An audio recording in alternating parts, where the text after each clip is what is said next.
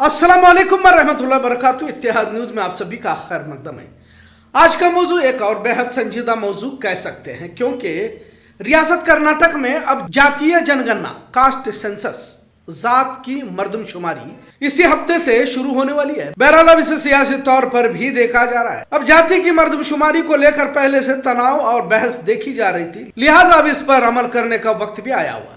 पर बात अफसोसनाक तब लगने लगी जब मुसलमानों को लेकर मस्जिद के इमाम भी ऐलान करने लगे कि रिलीजन मजहब इस्लाम कास्ट यानी जात की जगह पर मुसलमान लिखना है। लेकिन अब बात को और आगे बढ़ाते हुए यह कहा गया कि कॉलम नंबर 10 ज़ैली जात यानी सब कास्ट की जगह पर अपनी बिरादरी का नाम लिखा जाए। पर क्या बतौर मुसलमान ये सही है?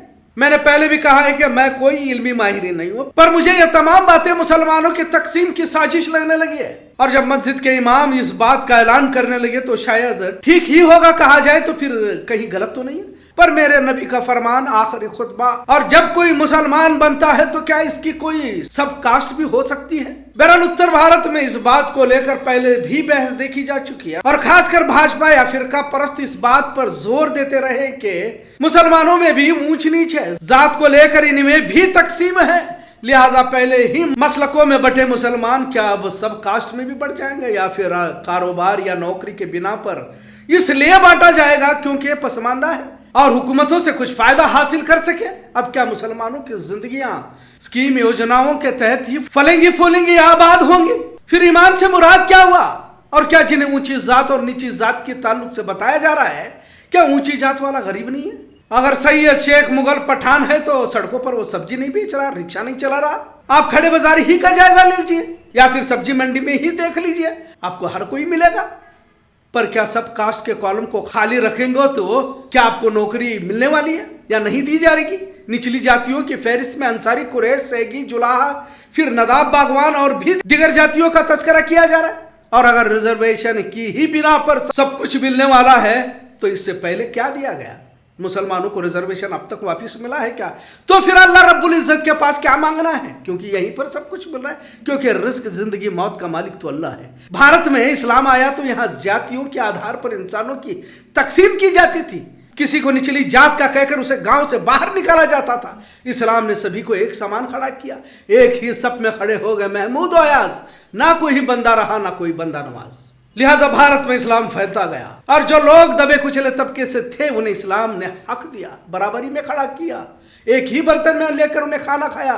नबी का आखिरी खुतबा भी यही पैगाम देता है। दुनिया भर में इस्लाम फैला तो किसी की रिजर्वेशन और पसमंदा होने की बुनियाद पर नहीं, बल्कि इज्जत अल्लाह ने दी और दुनिया का बादशाह भी बनाया। इसी भारत में मुसलमानों ने 800 साल हुकूमत की है और अब जाकर मस्जिदों से ऐलान किया जा रहा है कि अपनी बिरादरी, अपनी तिजारत, अपने कारोबार को दर्ज कराकर अपने आप को उम्मत से अलग कर हुकूमतों से योजनाओं का, स्कीमों का फायदा लिया जाए। हो सकता है कि मैं गलत हूं, मेरी जो छोटी समझ में आ रही है वो आपके सामने रखने की कोशिश कर रहा हूं, लेकिन जब इस्लाम और मुसलमानों की बुनियाद को देखता हूं तो जो भी ऐलान किए जा रहे हैं उम्मत को तोड़ने की एक और साजिश ही लग रही है। यकीनन मुसलमानों में ईमानी रमक नहीं रही। आजकल जिसके पास रुपया, इख्तिदार है, उन्हीं के पीछे हर कोई लगा हुआ है। फिर क्या सैयद, क्या मुगल, क्या पठान, क्या शेख, फिर क्यों ना हम मस्जिदों को भी अलग ही कर ले।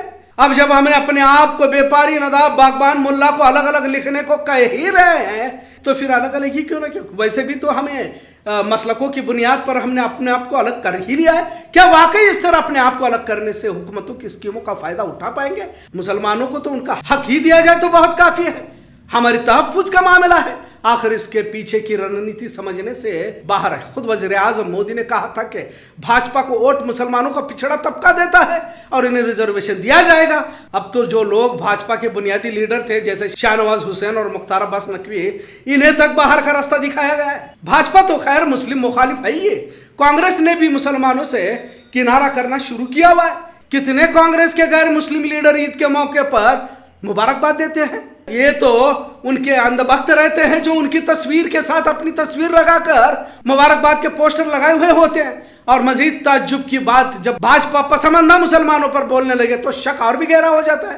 कास्ट सेंसस ठीक है क्योंकि भारत में अक्सरियत हिंदू है, 80% तो वही लोग हैं और जात की जड़ें गहराई तक पहुंची हुई है। और जात के आधार पर बड़े पैमाने पर तकसीम भी है। दलितों की तादाद काफी है। अब मुसलमानों के खिलाफ दलितों को भी हिंदू बनाया जा रहा है। उसी तरह जैन हो या सिख हो अपने आप को हिंदू नहीं समझते। लिंगायत भी अपने आप को हिंदू कहलवाना नहीं चाहते। चमार, भंगी, मेहतर, यादव, कुर्मी, जाट, गुर्जर, माली, तेली, काछी, लोहार, नाई, कुमार, ऐसा कुल 2600 जातियां हैं और ये हिंदुओं की अपनी पुरानी तहजीब की बुनियाद पर है। लेकिन इस्लाम में इस तरह कोई तकसीम नहीं है। और अब नई तकसीम यह कह कर देना कि पिछड़ी जातियों को इंसाफ दिलाने के लिए यह सेंसस किया जा रहा है, कहां तक दुरुस्त है? या मुसलमानों की पिछड़ी जातियों को इंसाफ दिलाया जाएगा? इस्लाम में ज़कात है जिससे अमीर गरीब की दूरियों को मिटाता है। अमीर गरीब के तवाज़न बैलेंस को इसी ज़कात के सिस्टम से किया जाता है। यह अलग बात है कि मौजूदा दौर का मुसलमान अमल नहीं कर रहा और न ही मजहबी रहनुमा सही राह पर अमल करने की हिदायत दे रहे। इस तरह की तस्वीर तो नजर नहीं आती। बजाय ऐसे वक्त में जब दौर फितन का हम हिस्सा है, जमीन बहुत जल्द लपेटे जाने वाली है, नबी के तकरीबन पेशिंगोइयां मुकम्मल हो चुकी हैं, ऐसे वक्त में हम अपने ईमान का तज्जिया करें, जायजा ले। आखिरत को संवारने के बजाय रिजर्वेशन के जरिए क्या फायदा लिया जा सकता है, या बच्चों का बेहतर मुस्तकबिल संवारने के लिए उम्मत की तकसीम की जाए। मतलब और कितने टुकड़ों में हम बंटना चाहते हैं। यकीनन 72 फिरके होंगे, लेकिन क्या हम उसकी वजह बन जाए? मान भी लिया जाए कि अपने मफाद के लिए या फिर हुकूमत स्कीम योजनाओं के लिए एक दूसरे से अलग अलग होकर तंजीम इदारे करते रहे, तो क्या वाकई फायदा होगा? क्या इससे पहले मुसलमानों को लेकर इसी मुल्क में रिजर्वेशन नहीं था जिसे रद्द किया गया? कहां वापिस दिया गया? कर्नाटक की ही तो बात ली जाए, 2B रिजर्वेशन मिल गया क्या? बेलगाम जैसे शहर में ही हमने देखा कि व्यापारियों की जमात अलग, बागवानों की जमात अलग, नदाब पिंजर कमेटी की अलग। मतलब एक उम्मत का कोई तस्वुर नजर नहीं आ रहा। और मजीद इसमें बरेली देवबंदी की दरार भी आज भी खत्म नहीं हुई है। आज भी कई जगह पर यह बार बार उभर कर आता है अख्तलाफ। आखिर हम कहां जाने वाले? और जिस नबी ने आखिरी खुतबा देते हुए कहा था कि किसी काले को किसी गोरे पर फजीलत नहीं है, किसी अरबी को गैर अरबी पर फजीलत नहीं है, इंसानों के हुकूक और सभी को बराबर का हक देने की बात कही गई। सवाल यही उठता है कि आखिर हम एक उम्मत क्यों बनना नहीं चाहते? अल्लामा इकबाल ने कहा कि मनफात एक है, इस कौम का नुकसान भी एक ही सबका नबी, दीन भी, ईमान भी एक घर में पाक भी, अल्लाह भी, कुरान भी एक। कुछ बड़ी बात थी होते जो मुसलमान भी।